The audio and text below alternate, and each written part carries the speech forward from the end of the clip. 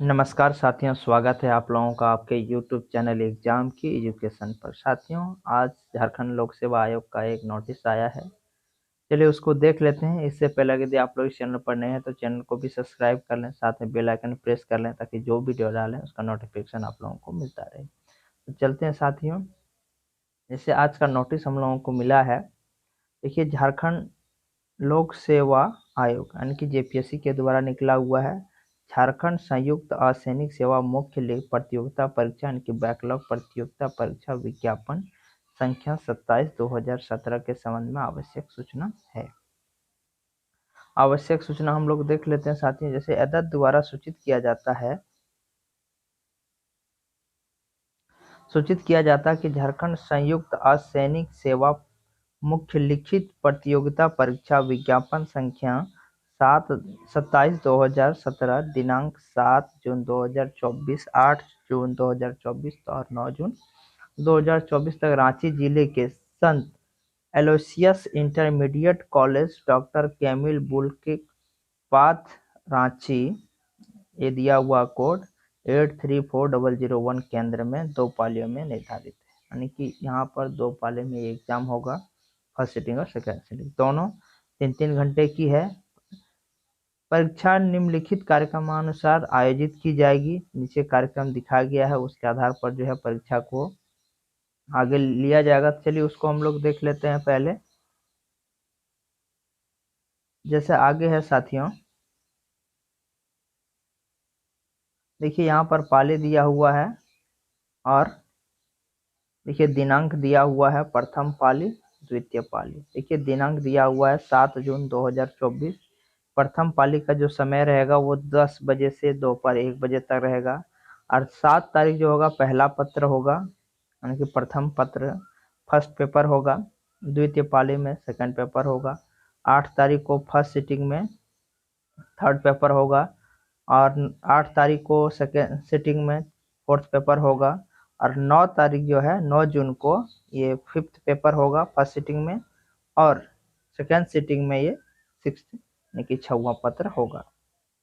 मुख्य परीक्षा के अभ्यर्थियों के लिए अनुदेश प्रेस एवं उपस्थित पत्रक के संबंधित महत्वपूर्ण सूचनाएं निम्नवत है। अब देखिए कुछ सूचनाएं दिया गया है, उसको अब देख लीजिए बढ़िया से। जैसे पहला पॉइंट दिया हुआ, इस परीक्षा के अभ्यर्थी को प्रवेश पत्र द्वारा डाक पत्र द्वारा नहीं भेजे जाएंगे। यानी कि यह जो परीक्षा हो रहा है जेपीएससी का बैकलॉग का मुख्य परीक्षा जो हो रहा है, इसमें आप लोगों को डाक विभाग के माध्यम से एडमिट कार्ड नहीं भेजा जाएगा। आयोग के वेबसाइट www.jpsc.gov.in पर प्रवेश पत्र एवं सभी पत्रों के उपस्थित पत्रक डाउनलोड कर परीक्षा में शामिल होने की व्यवस्था की गई। यानी कि आप जो है झारखंड का जो ऑफिशियल वेबसाइट है जेपीएससी का www.jpsc.gov.in पर जा करके आप लोग जो है अपना एडमिट कार्ड डाउनलोड कर सकते हैं। आगे पॉइंट है साथियों, उसको भी देख लेते हैं। जैसे तीसरा बिंदु में बताया गया है कि उक्त परीक्षा हेतु अभ्यर्थी को औपबंधिक यानी कि प्रोविजनल रूप से प्रवेश पत्र निर्गत किए जाएंगे। किसी भी स्तर पर जांच या सत्यापन के क्रम में कोई गलत सूचना या तथ्य छिपाने या प्रमाण पाए जाने पर अभ्यर्थी निरस्त कर दी जाएगी। यानी कि उसकी जो अभ्यर्थता होता है यानी कैंडिडेचर जो है वो समाप्त कर दिया जाएगा, तथा इसके लिए अभ्यर्थी स्वयं जिम्मेदार होगा। इसके लिए कौन जिम्मेदार होगा? तो जो परीक्षा देने जाएगा वो खुद उसका जिम्मेदार होगा। चौथा बिंदु है, मुख्य परीक्षा के ऑनलाइन आवेदन में भाषा एवं साहित्य विषय हेतु चयनित विषय के आधार पर ही प्रवेश पत्र निर्गत किए जाएंगे एवं तदनुसार मुख्य परीक्षा में सम्मिलित होने की अनुमति होगी।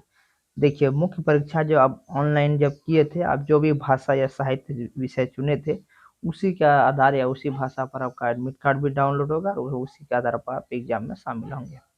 पांचवा बिंदु है, अभ्यर्थी आयोग के वेबसाइट www.jpsc.gov.in पर अपनी पंजीयन संख्या एवं जन्म तिथि डालकर दिनांक 29/5/2024 से प्रवेश पत्र एवं उपस्थिति पत्रक डाउनलोड कर सकेंगे। देखिए आप 29 मई से आप अपना प्रवेश पत्र यानी कि एडमिट कार्ड डाउनलोड कर सकते हैं।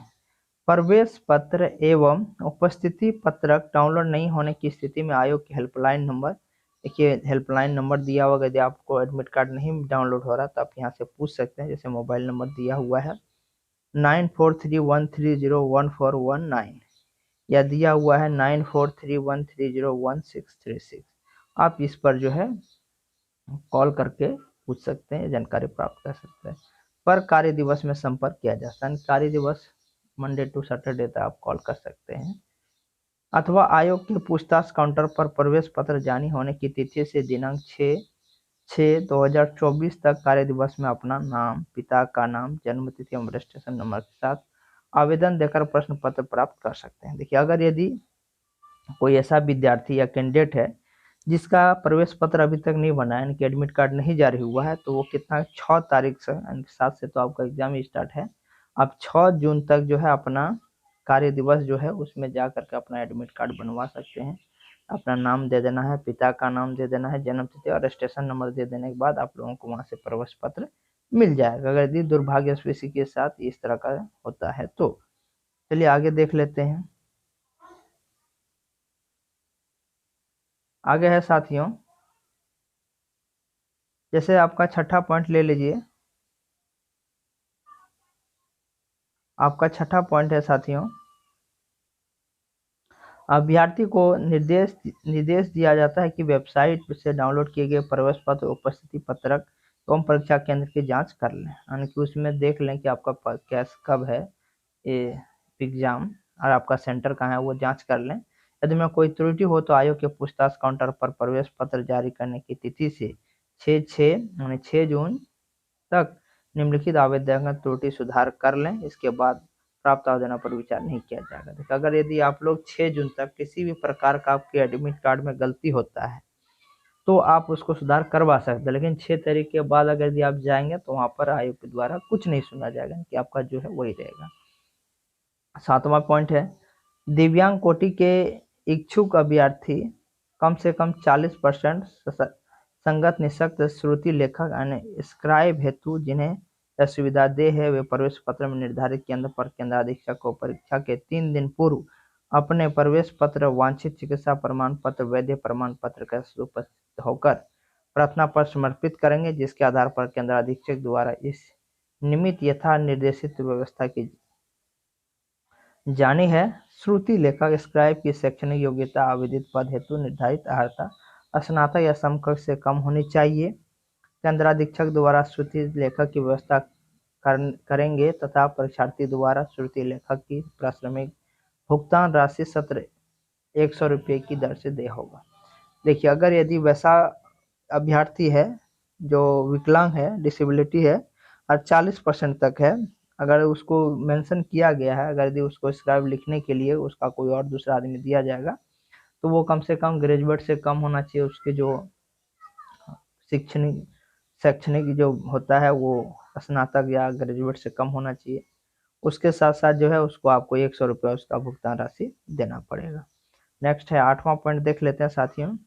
सभी अभ्यर्थियों को निर्देश दिया जाता है कि वेबसाइट से डाउनलोड किए गए प्रवेश पत्र संबंधित सभी पत्र का उपस्थिति पत्रक अपने परीक्षा केंद्र पर अवश्य साथ लाएं। अब उसके साथ साथ आपको क्या करना है कि सभी को, देखिए यहाँ पर निर्देश भी दे रहा है कि आप जब भी जाएं परीक्षा पर तो वहां सेंटर में आपको जो निर्देश दिया है एडमिट कार्ड के आधार पर उसको डाउनलोड कर लेना है। जैसे आप लोग देख पा रहे हैं, ये 9वां बिंदु में दिखाया गया है।